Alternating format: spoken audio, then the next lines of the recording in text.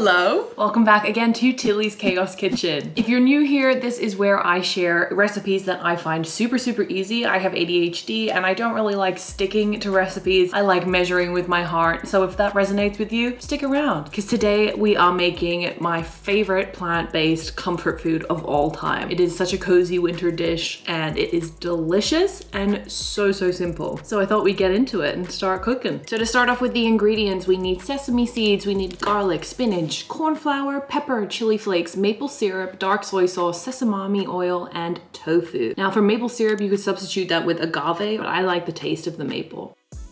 Then getting into it, the first step is just preparing the ingredients. So for the garlic, I just gave that a little bit of a mince. And if you'll watch this freaking chopping board, I didn't learn from my last video, but it moves all over the place. The second step is to cut the tofu. I made it into cute little cubes because I think that fries better. Firm tofu is definitely recommended in this recipe. This tofu doesn't seem to be that firm though. Like I have tried making this dish with it before, and if I give it like proper mixes, it just doesn't really work. Step 3 is to cover the tofu with a corn flour. So you can do both sides, but again, look, ADHD brain, I did not cover both sides because it took too long, quite frankly. I started out trying to make this really even, and I was like, this is gonna look really organized. And then it's ended up like this. I think you're gonna get it on the tofu. I think that's enough filming from you. I'm not sure though. It's on the tofu, just sinking in because I didn't do the step to draw the water out of the tofu. You're trying, that's what matters. And I'm teaching others to try. Bonus tip for when you're preparing your tofu, if you let it sit out for a while with maybe another chopping board on top, then it gets rid of all the moisture and it makes it much easier for frying later on. So that is the finished product. Next, we're gonna start getting the pan and some sesame oil nice and hot. I couldn't find a plain sesame oil, so this one is blended. Then we're gonna chuck the tofu in and you're gonna see that corn flour start to crisp up beautifully. I do this in 2 batches because, like I said, this tofu seems to be pretty soft, but if you felt comfortable that your tofu would hold the shape, then it would definitely be fine for you to put all of your tofu in one pan.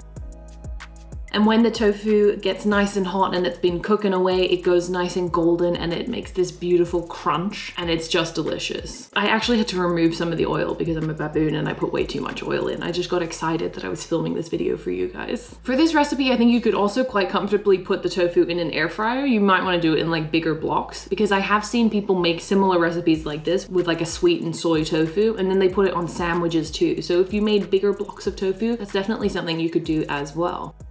And everybody knows a little bit of a dance helps food cook quicker. Then I just added all of my tofu back in to give it one last little bit of a heat up and get everything cooking. Then moving on to the sauce, which is so easy, I'm just adding the garlic that I made earlier, and I added some pepper and chili. I don't add salt because the soy sauce is already quite salty, but pepper and chili I feel like really complement it. There might be a few other things that you could add. Now for the sauce, all you need is maple syrup and soy sauce. As you can see here, I measure with my heart. I basically run it all the way over the tofu and then all the way back at this pace. I haven't changed the speed of that video, and I do the same for the maple syrup, but I do it a little bit quicker because I don't need it to be super sweet. And then you just kind of let it heat away and look at it bubble, and the sauce begins to thicken, and then you get this beautiful sweet and salty sauce, and it coats the tofu and it hangs on to all the cornstarch and all the fried bits, and it is just delicious. And for serving, again, because this is Til's Chaos Kitchen and we're not making anything from scratch if we don't have to, I essentially made some rice a couple of days ago and then I just heated that up. I put fresh spinach in here. You could use another vegetable if you want, but I think the spinach really complements it because it's nice and fresh rather than the oil of the sesame oil and the fried tofu coming in. Look, absolutely beautiful. You just add the tofu on top and it's got this garlicky smell. It is so delicious. To make it look super uber fancy, you just add some white sesame seeds on top and then that is it. That is the finished product.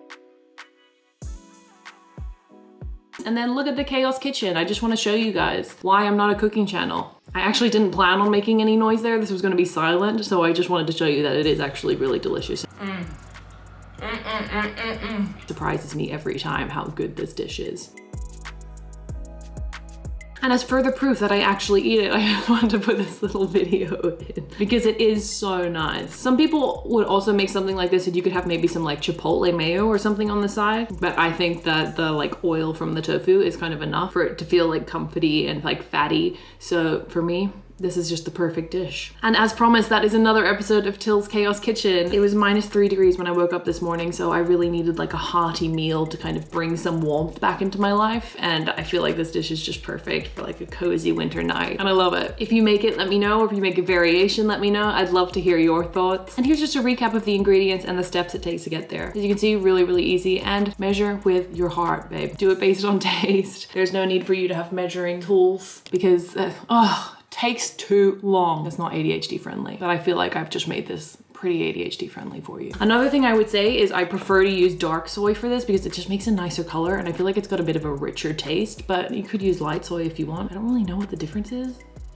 I put out new videos every Wednesday and Saturday. I hope you take care of yourselves. And I hope you remember, if you're watching this video, that food does not always have to be healthy. And I know it's a challenging time of year around food for a lot of us, but I just want to remind you that you deserve to eat and you deserve to enjoy your meals, the culture, the friendships, the community, everything that comes with food other than just nutrients. Remember the motto, fed is best. You got this. I'll see you guys next time. Bye.